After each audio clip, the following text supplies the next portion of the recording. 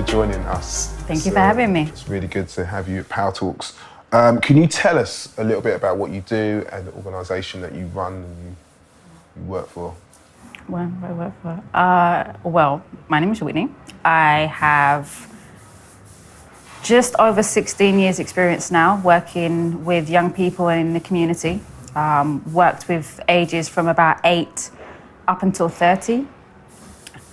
7 years ago, started working within the criminal justice system, working in the prison estates.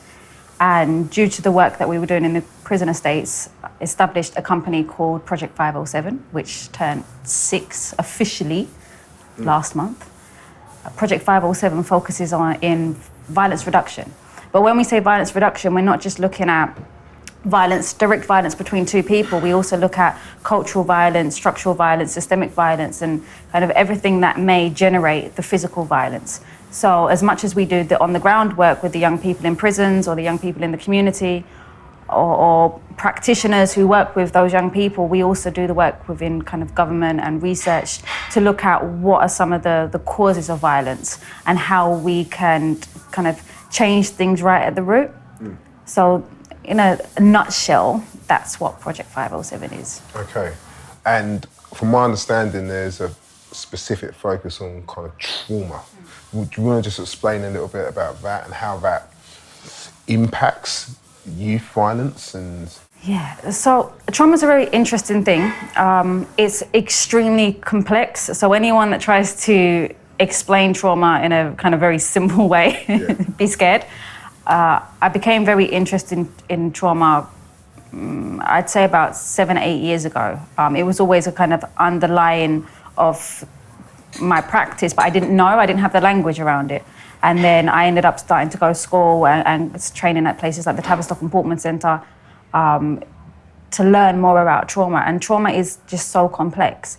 And to break it down in the best way that I know is we all have a kind of protective shield around us that our mind makes. Because if we was to take on every single sound, smell, feeling, everything that goes on, that comes into our brain has to kind of put this armor around us so we don't feel it all. And trauma is anything that can kind of pierce through that armor. And it affects everyone in a different way, and it can affect you straight away, months down the line. So with Project 507, we like to incorporate trauma into our thinking. So we think about what the young people that we're working with or the organizations that we're working with are trying to communicate to us within the kind of symbols of violence or behavior or kind of behind the wording. So we're always looking at, what are the meaning of things, and does trauma play into this? Has a young person experienced something that has, pierced their armor at some point during their life, whether that's in childhood, whether that's, adolescence. And what we're seeing more and more of that is, yes, a lot of our young people are traumatized. They've been through kind of developmental trauma, complex trauma, post-traumatic stress. For example, a good one would be, I was working with a young man quite a few years ago, and we were in the prison system. And whenever there was a fight that involved one of his friends, he would be the first one that would run and get involved in the fight. And I was, sat down with him one day after quite a major incident, and I said, well, why did you feel like you needed to get involved? Because this wasn't even directly to do with you. And a lot of times people see guys like that and think, they're just reckless and irrational. And when we were talking, he was saying how, he had to get involved. He had to help his friend. And there was such kind of emphasis on his need to help others that we had to kind of trace that back into, when was other times that you felt like that? And we did all the kind of work around his adolescence, so his teenagehood, when other friends have been in fights and he's been wanting to try and help them and save them. But actually what we were able to trace it back to, it was when he was younger and his mum, who was using different drugs, was actually walking down the street one day, and one of the dealers that she owed money to came up to her and knocked her out. And he was only 4. So he had been in a situation where he was completely powerless to help his mother. So whenever anything kind of re-triggered those emotions, he would then fight, and he would then experience those emotions so intensely, because with trauma, the memory doesn't fade. The memory is always at that same intensity as when it kind of first happened in those kind of incidents. So any time that he was getting those feelings of being helpless back, boom, he was violent. So being able to understand that as a practitioner and allow him as a young man to understand, what his power is in that situation, then enabled him to understand what he was feeling and when he was feeling it and make conscious decisions around his behavior. So when we're speaking about youth violence and bringing trauma into the equation, it's about empowering these young men and these young women to understand the emotions, especially the intense emotions that are coming up that may then lead to violence or other self-destructive behavior. It sounds like, it's really an important aspect of why some young people get involved in this issue of youth violence. And it sounds like when it comes to trauma, it can be easily ignored. Yeah. So are you basically advocating that this kind of trauma-informed approach is something which anyone working with young people, anyone working with families should at least be thinking about and engaging with? Is that something which you would be saying, needs to happen if you are a practitioner? My approach to being a practitioner is your journey never ends. Right. So you should constantly be on a path of new knowledge. And trauma is something that is so complex. You can't just go on a one-day training or a year training and really understand it. It's an ongoing journey. So for that, I feel like any practitioner needs to be on that ongoing journey. And trauma is a big thing to learn. And also the trauma you hold within yourself. Because too many times we see people that are doing this work due to the fact that they haven't healed their own trauma.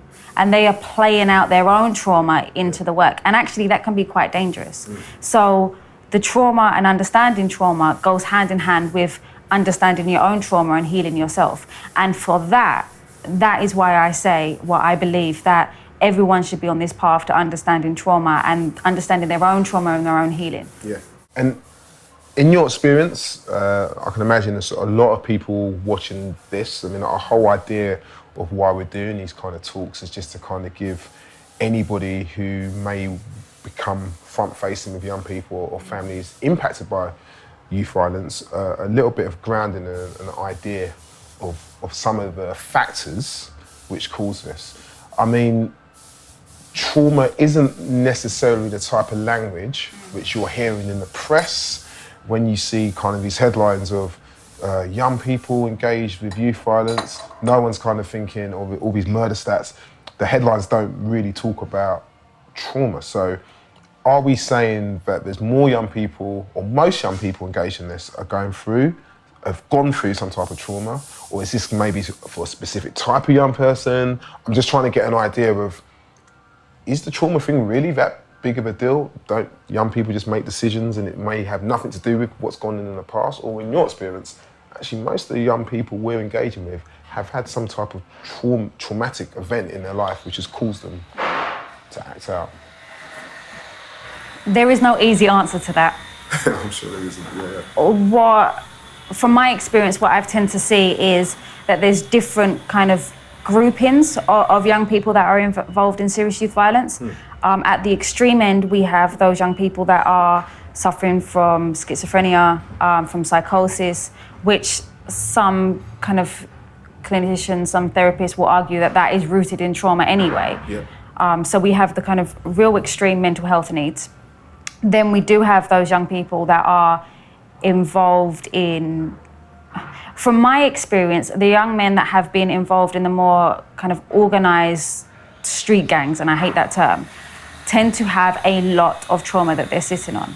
And that can be because they've experienced the shootings and the stabbings, they've experienced the loss, but also a lot of the time we've experienced with these young people that there's trauma in childhood.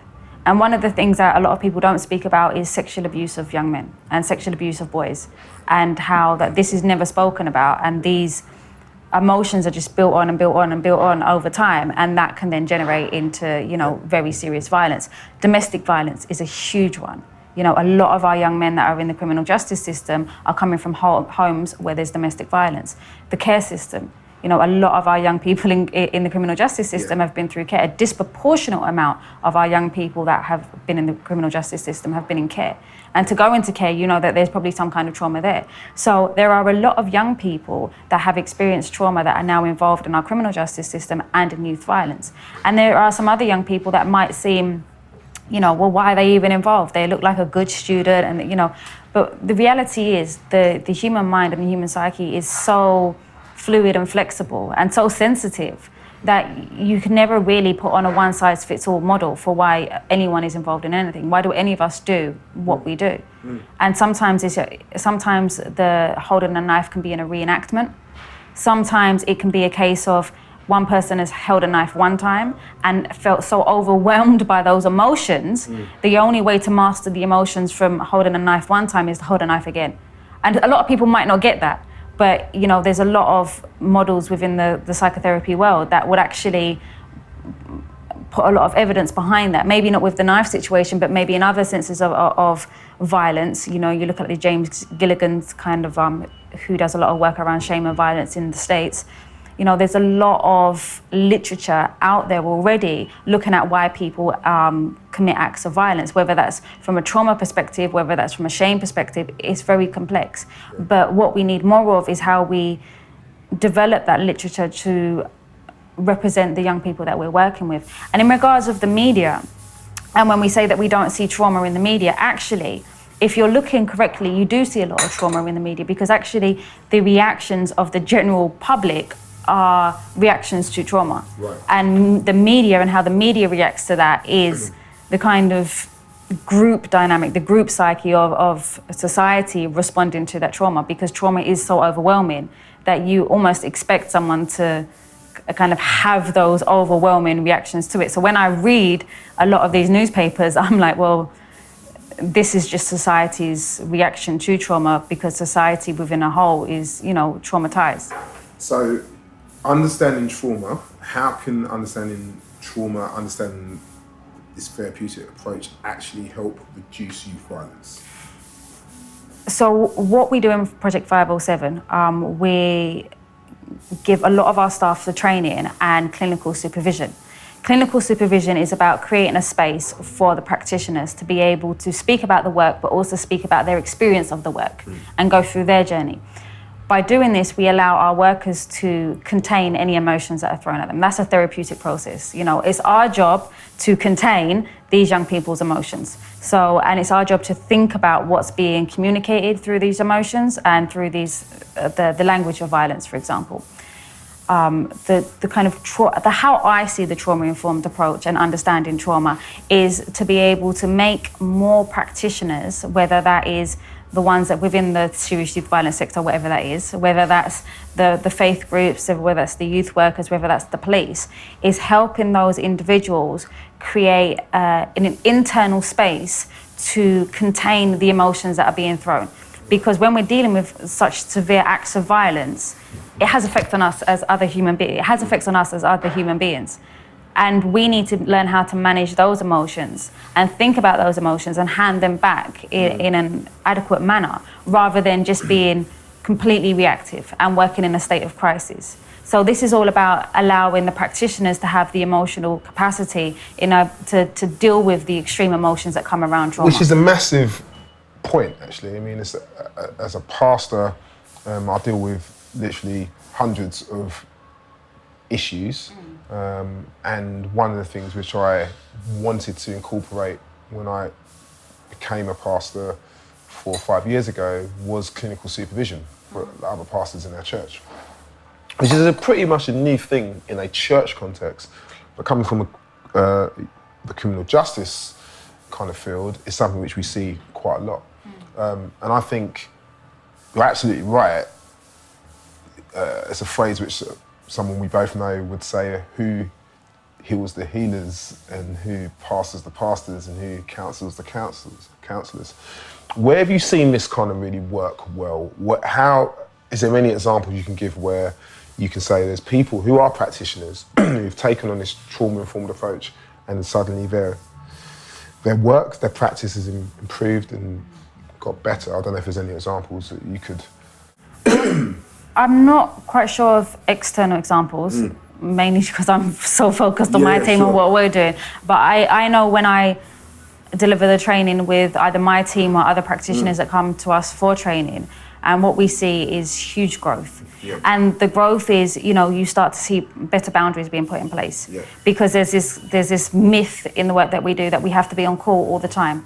And that you'll see, especially our younger practitioners being in the police station at like 2, 3 in the morning and taking on all the baggage of those young people. And part of the process of becoming more trauma informed and becoming more kind of therapeutic and understanding this work at its core is putting those boundaries in place, is being able to switch off, is being able to create the difference between your young people's lives and your lives. But also within this sector, a lot of us come from the same communities as our young people. And a lot of us are dealing with exactly the same issues as our young people. So it's also about creating the space to actually deal with the stuff that we go through personally and not have it leak out into our professions.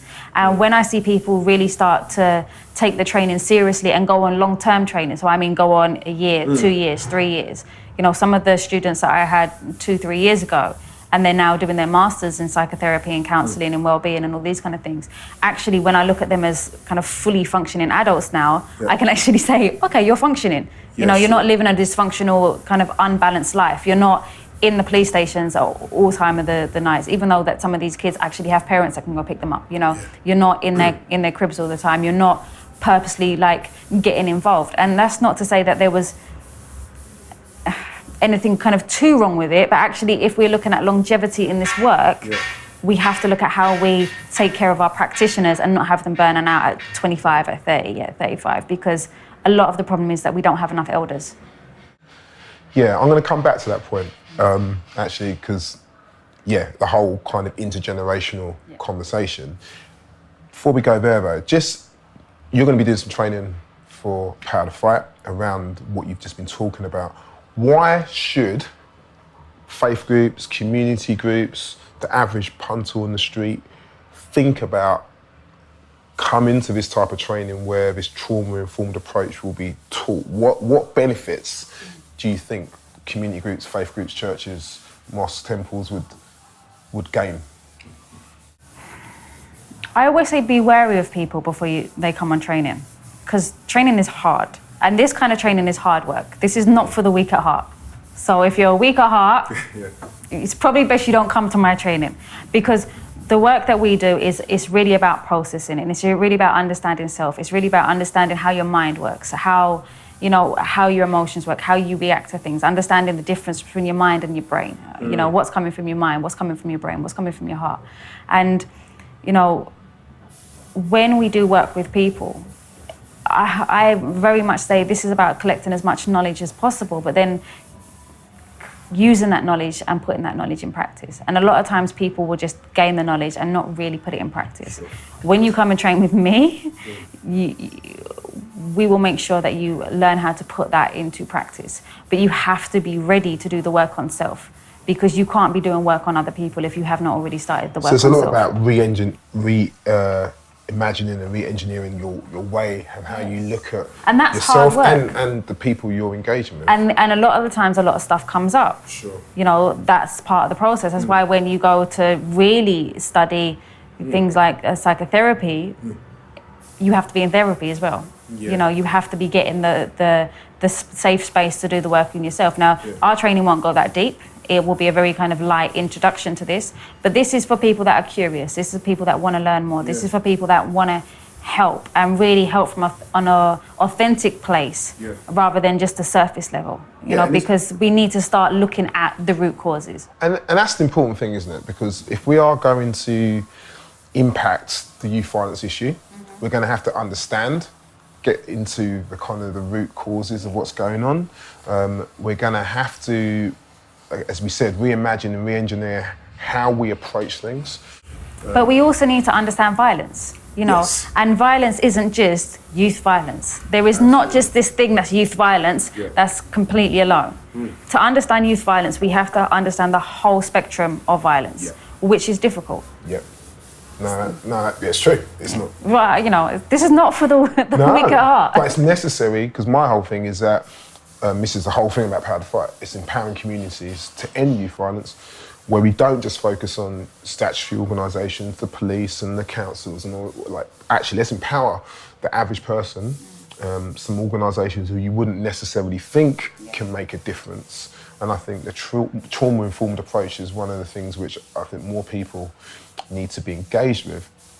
I suppose one of the final questions, I said I was going to come back to it, is about kind of this intergenerational kind of approach. So, you know, one of the things I realise is that I'm of a generation where it's actually quite hard to find people who are maybe 10 years older who I can go to and be like, okay, how did you really kind of deal with some of the same issues which I'm dealing with? I find myself, even though I'm a young guy at 40 years old, I find myself being the father of the community, which I think is kind of ridiculous when you think I'm only 40, but then I'm fathering people who are younger.